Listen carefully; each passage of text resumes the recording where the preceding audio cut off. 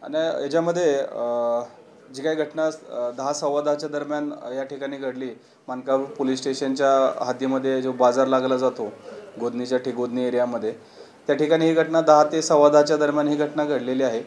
आणि ही घटना प्राथमिक जो आम्हाला चौकशीमध्ये जे निष्पन्न झालेलं आहे त्याच्यामध्ये ही घटना ही भाजीचे ठेले लावण्यावरून त्या ग्रुपमध्ये झालेली आहे। कारण मृतक ह्याचे 3-4 ठेले तो नेहमी बाजारात लावतो।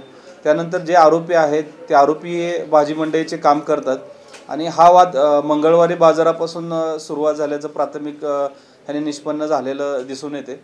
त्याच्यामध्ये आम्हाला आतापर्यंत एकूण 6 आरोपी निष्पन्न झालेले आहेत आणि त्याच्यामध्ये 3 आरोपी अटक आहेत, 3 आरोपी फरार आहेत।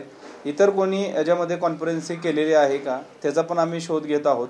आणि आता आमच्याकडे जे काय फायरिंगचं शस्त्र वापरलेलं आहे, एक अग्निशस्त्र आमच्याकडे आहे आणि 3 इतर वेपन आमच्याकडे आम्ही जप्त केलेले आहेत। आणि जो मृतक आहे त्याचा मृतकचं PM सध्या सुरू आहे आणि मृतकसोबत जो त्याच्याकडे काम करणारा एक मोहम्मद सुलतान आहे त्याला सुद्धा गळ्याला गोळी चाटून गेलेली आहे, पण त्याची तब्येत व्यवस्थित आहे, त्याला डिस्चार्ज पण केलेला आहे। एकंदरीत किती गोळ्या चालवण्यात आल्या, त्याच्यासाठी वेपन एकच वापरला होता का इतर धारदार शस्त्र होते? याच्यामध्ये प्राथमिकता जे आम्हाला माहिती मिळाली आहे त्याच्यामध्ये 2 अग्निशस्त्राचा वापर केलेला प्राथमिक ह्याच्यात दिसून येतो आणि इतर जे 3 जप्त केलेले आमच्याकडे सत्तूर चाकू ह्या टाईपचे वेपन आहेत। इतर आणखीन 3 आरोपी अटक होणे बाकी आहे, त्यामुळे त्यांच्याकडे इतर शस्त्र निष्पन्न होण्याची शक्यता आहे।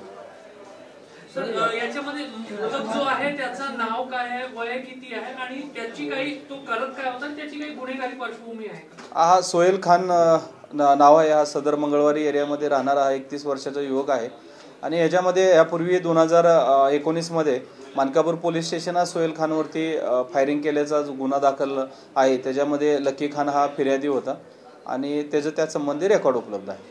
जे मारणारे आहे हे पण गुन्हेगारी पार्श्वभूमीचे आहे का? जे 3 अटक आहे आणि इतर जे 3 फरार आहेत, याच्यामध्ये जे अटक आरोपी आहेत त्याच्यामध्ये त्या गुन्हेगारांची गुन्हेगारी पार्श्वभूमी आहे, त्यांच्यावर सुद्धा सक्करदरा, वाटोडा, हुडकेश्वर या पोलीस स्टेशनमध्ये गुन्हे दाखल आहेत। तर हा जो सोहेल खान आहे यांनी लकी खानवर फायरिंग केल्याचा एक जुना इतिहास आहे। लकी खान एक सराईत गुन्हेगार राहिलेला आहे, तर तो काही अँगल जुना आता आहे का?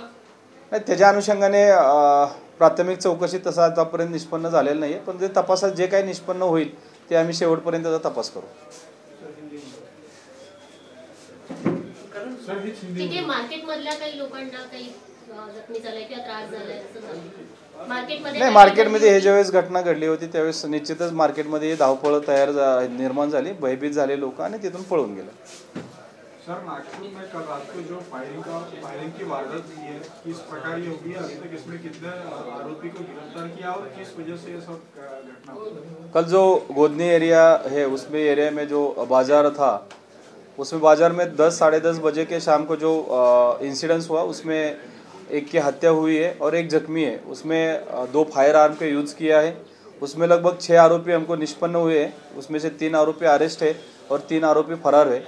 जो जख्मी है उसको डिस्चार्ज मिला है और जो आरोपी है और क्यों ये किया उसमें से जो प्राइमरी इंक्वायरी हमने की उसमें जो मंडई के जो ठेले लगते हैं उसके ऊपर से उनका पुराना झगड़ा था, वो कारण हमको अभी निष्पन्न हुआ है। लेकिन आगे और इन्वेस्टिगेशन में क्या उसका रीज़न था, क्यों हत्या की गई और क्यों उनकी दुश्मनी थी, इसके बारे में हम जरूर इन्वेस्टिगेशन करेंगे। हमला और मृतक की पुरानी रंजिश थी और उस रंजिश के चलते ये मामला हुआ, ऐसी भी जानकारी? जो प्राइमरी इंक्वायरी है उसमें तो वही हमको लग रहा है कि इनकी पुरानी दुश्मनी थी, जो दुश्मनी मंडई के कारण उनकी स्टार्ट हुई थी, उसके कारण ये हत्या हुई है।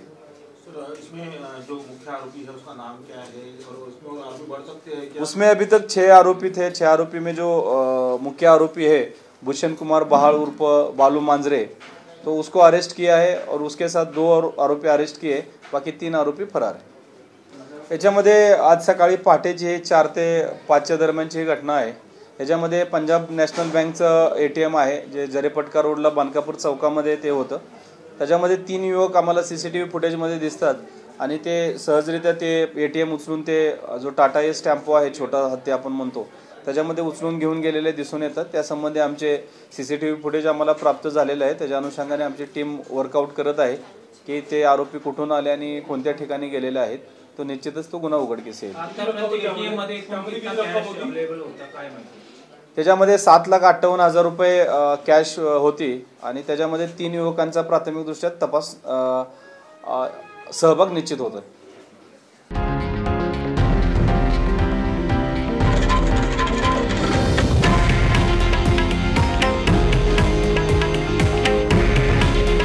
हे आहे देशातील नंबर 1 न्यूज नेटवर्क आणि आपण पाहत आहात TV9 मराठी. काळजी तुमची, हित महाराष्ट्राचं.